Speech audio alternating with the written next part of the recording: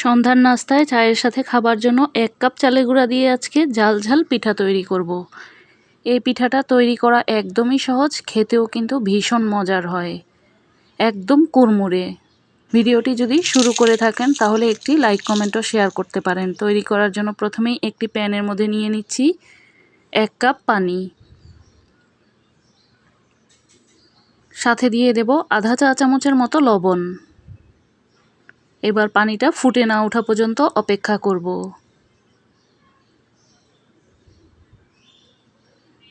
পানিটা ফুটে উঠলে দিয়ে দেব আধা চা চামচ হলুদের গুঁড়া,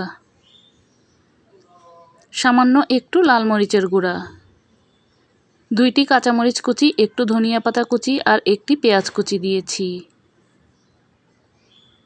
এবার 2-3 মিনিটের মতো ভালোভাবে ফুটিয়ে নেব। সাথে দিয়ে দেব আধা চা চামচ রসুন বাটা, আধা চা চামচ আদা বাটা, 1 প্যাকেট ম্যাজিক মশলা।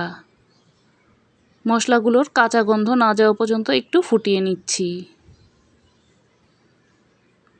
ভালোভাবে ফুটে উঠলে দিয়ে দেব 1 কাপ চালের আটা। এবার চুলার আঁচটা লো হিটে করে আমি খুব ভালোভাবে নাড়াচাড়া করে মিশিয়ে নিচ্ছি। ভালোভাবে মিশিয়ে নেওয়ার পর আমি ঢাকনা দিয়ে ঢেকে 5 মিনিটের জন্য রেখে দেব। চুলাটা কিন্তু বন্ধ করে তারপর ঢাকনা দিয়ে রেখেছি। 5 মিনিট পর ঢাকনাটা খুলে দেখাচ্ছি। এবার একটু ঠান্ডা করে নিয়ে তারপর আমি মথে নিয়েছি।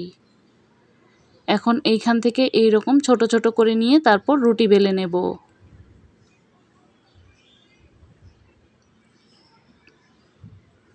খুব বেশি মোটা বা খুব বেশি পাতলা করে বেলবো না।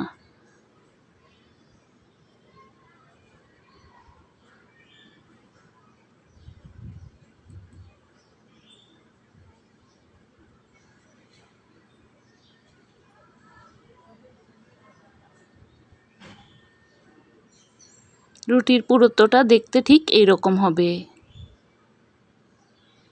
এবার আমি একটি পিৎজা কাটার দিয়ে চারপাশটা এইরকম চারকোনা করে শেপ দিয়ে কেটে নিচ্ছি।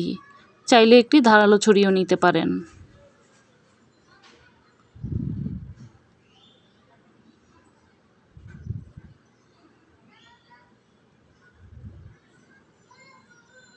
এবার চারকোনা শেপ দিয়েই কেটে নিচ্ছি, আপনারা চাইলে যে কোনো ডিজাইন দিয়েই করে নিতে পারেন।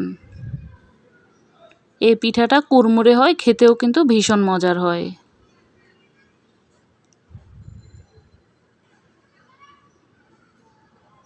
একদম ঝটপট তৈরি করে নিতে পারবেন, সময়ও কিন্তু একদমই কম লাগে।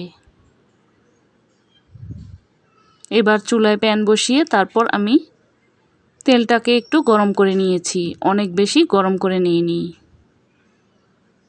চুলার আঁচটাকে এবার মাঝারি হিটে করে পিঠাগুলোকে দিয়ে দিচ্ছি।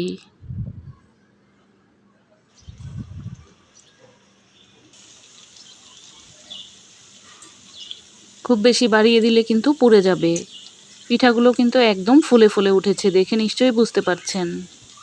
পিঠাগুলো ফুলকো ফুলকো আর কুড়মুড়ে হবে, চায়ের সাথে খেতে তো ভীষণ ভালো লাগে।